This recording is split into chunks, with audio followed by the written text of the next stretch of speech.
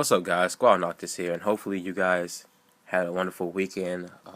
Hopefully you was also able to sit down, relax, and get hype over the Fall Classic over this weekend. It was pretty exciting and everything. So hopefully you guys were able to enjoy that if you had, work off the weekend or whatever. Maybe if you just seen day two or something like that. As long as you guys, was able to enjoy your weekend, that's the only thing that really matters. Uh, it's been some time. It has been some time. I think the last time we was here was like episode 3. That was like 2 weeks ago, right? So yeah, welcome back to episode 4. I know last week I didn't upload. The last weekend I didn't upload, and then the weekend before last I uploaded Dead or Alive 5 instead. Just to test the waters and see how that goes. Um, I'm probably gonna continue Dead or Alive 5. I still gotta figure out the game and things like that, but you guys will know when you guys will know when I actually upload. But me and Man of Steel, as you guys know, very much from this channel, who only uploads Dead or Alive 5, matches and pretty good matches, to be honest. Me and him are gonna do like a tag type of thing for lobby matches, because online tag, it is in the game, but it's not the same as lobby tag, where you can actually team up with a friend and go online into rank and play matches like you could with Street Fighter Cross Tekken. I don't really have a topic for this weekend, so I don't have a topic for this video. Because it has been some time, so I'm just gonna ramble. However, the reason why you guys do see me at C rank instead of D plus rank is because I was an idiot. I made a mistake. I forgot that Street Fighter Cross Tekken is exactly like AE when it comes down to the replay channel, where you can find your replays and stuff like that. It's exactly like that, where it can only record, I think, about 20 to 30 matches or something like that. I completely forgot.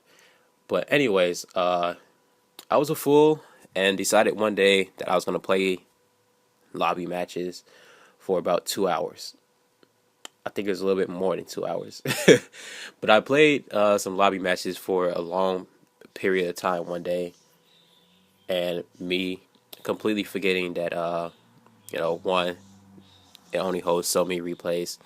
Two, it actually does include lobby matches. I don't know why in the hell I even thought, that it wouldn't save lobby matches. I don't even know what I was thinking. But yeah, it saved those matches, and I had all the matches that I did prior, leading up to me becoming C rank, was like completely gone, which sucked, because I really wanted you guys to see like me go from D plus to C rank. But hopefully you guys will see me go from C to C plus if I don't become an idiot again. But luckily, this week, well, luckily the videos I have recorded will last about, I think, two maybe 3 weeks, maybe even more than that. It really depends. But I think after this, I forgot. But yeah, I have enough videos to take you guys over for at least 2 to 3 weeks, maybe even longer than that. So in that time, what I'm going to be doing is probably do some practicing in lobby matches and things like that, so I can get better and more aware. And excuse the sniffles, people. I think I'm getting a cold or something like that. I don't know. It really does feel like it, though. Alright, as I was saying, I'm probably going to do like some practicing and things like that, because I do realize, and I know that you guys realize as well, when it comes down to combos, well, openings and things like that, I lack in those areas. Even though I do know Julia's max damage combo, which is like 613 damage or something like that. It does a lot. And I do know Law's max damage combo, which is like 665, I think.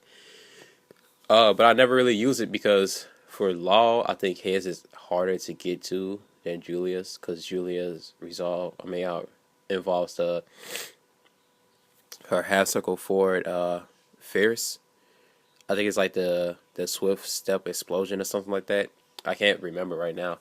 But that move is really, really good, especially if you space it correctly. Um, but there's also another way that you can get to a max damage combo, even though it won't do as much as that, jump fierce into crouching fierce into the EX swift step thing. But yeah. Anyways, I'm probably gonna be doing some, well, not probably, but I am gonna be doing some practicing because the the thing that makes me worry about Street Fighter Cross Tekken is the fact that in Street Fighter Cross Tekken, the lag is real. I mean, like, it's really, really bad. So when I play, I get nervous and I feel that I am going to drop any combo that I even go to, and you guys can hear my birds in the background. At least I hope you guys don't, but they're pretty loud. Uh, but yeah, most of the time when I play online, I get a little nervous with the lag and stuff like that. It gets very, very concerning for me while playing. All right, now what was I talking about? I apologize. A couple of people came over, but lag. Yes, that's right. In Cross Tekken, the lag is really, really heavy. Um, so a lot of the times, it makes me nervous that my combo isn't gonna go through. Um, that's why with Julia, I always use her back medium punch to light punch uh, into the tiger strike, the elbow, the people's elbow. I always go into that because it's the thing that I know that works online.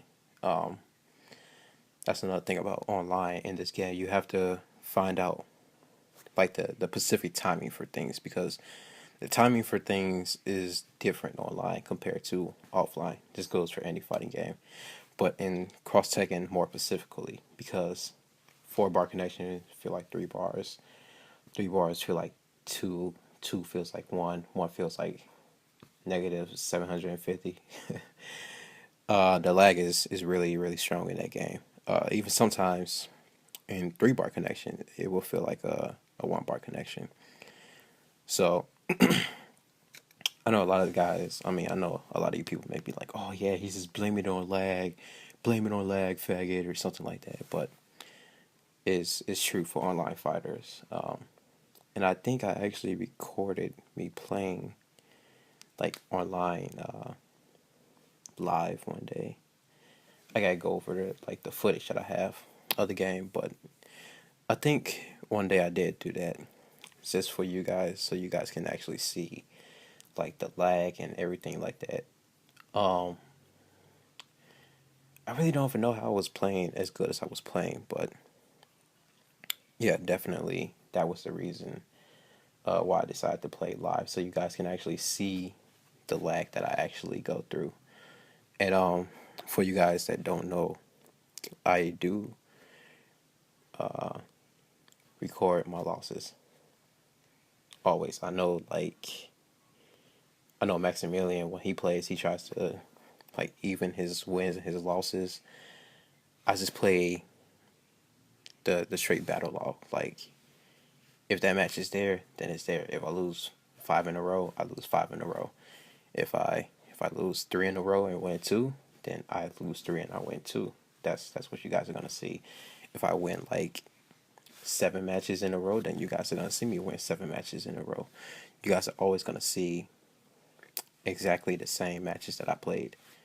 I'm not gonna put up the lobby matches though, because the lobby matches aren't ranked, and this is a ranked thing. So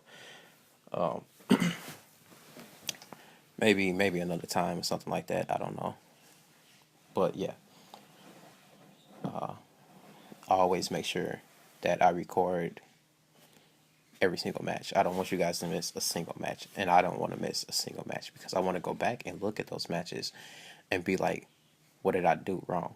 What did I do right? You know, that type of thing. How can I have done it differently and things like that. I, even though I do record these matches for you guys to watch and be entertained, I also record it for myself because I want to be able to go back and overlook my matches and see what I was doing wrong, see where I can improve and things like that. I feel studying is one way to get better at fighting games. And that's something that I actually want to do with Street Fighter Cross Tekken. So I want to be like a rank on what's that channel called I always watch? SF4 SS I think it's SF4 Evo. I think, if not SSF4 Evo. But yeah, I actually want to have some of my matches on that channel one day. I want to be able to play good enough where I feel that I deserve to be, you know, to have my match on that channel one day or something like that. So it's always about practicing, which I haven't been doing in this game at all. And that's something I'm going to start doing, like I said, practicing, playing more, going over my matches, you know, so I can study and see what I'm doing wrong, see what I'm doing right, see what that character has in terms of offense, and see, you know, from their offense, what could I have done, you know. And I also need to remember certain things about my characters, like Law, his core circle punch DX version of that is super good. It's really good. So I always got to remember that, you know, I have specific tools that are good for specific things, like on wake up and someone's trying to, you know, do like an overhead or something like that. I can do that move and it'll get me out of the, you know, the situation. And you know, things like that. So it's always good to recognize your options, and it's always good to, you know, push yourself in those situations in the lab where you have, you know, to do a certain option in order to get out that situation. I also need to figure out, because I hate blocking crossups. I hate blocking crossups. Crossups in that game.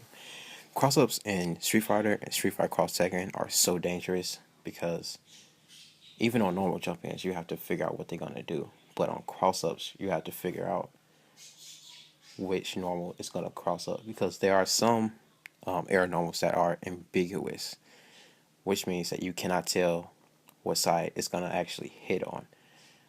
Julia's jumping roundhouse is prime example of that. Her jumping roundhouse can hit in front of you or it can hit behind you and cross up. So same goes for Dina's jumping roundhouse and Jin's jumping. Nina's jumping fierce does that, and Jin's jumping roundhouse does that too. I think it's a couple of other characters that have like ambiguous cross up normals, but I can't think of anyone other than those two. I mean, I guess you can consider Hugo's, but not. I don't really consider Hugo's ambiguous. You know, his jumping, I think it's body splash. I don't think that's really ambiguous until I get hit by it, and then I don't know which way to block. Right, but it's always good to go over those type of things and to learn from your mistakes. So yeah, if you guys are playing fighting games, definitely go over the things that I said to go over. Like find basic combos, work your way up to, you know, more damaging combos. Don't try to leap for like the top of the tower and try to find the max damage at that moment because not all the time you're gonna have the opportunity to get max damage. Go over your matches, see what you did wrong, see what you did right, analyze the matches for yourself. So practice. Oh, play more. Just it doesn't even have to be ranked matches. Just play lobby matches for like an hour or two a day. get the experience in, get the matchup experience in, and things like that.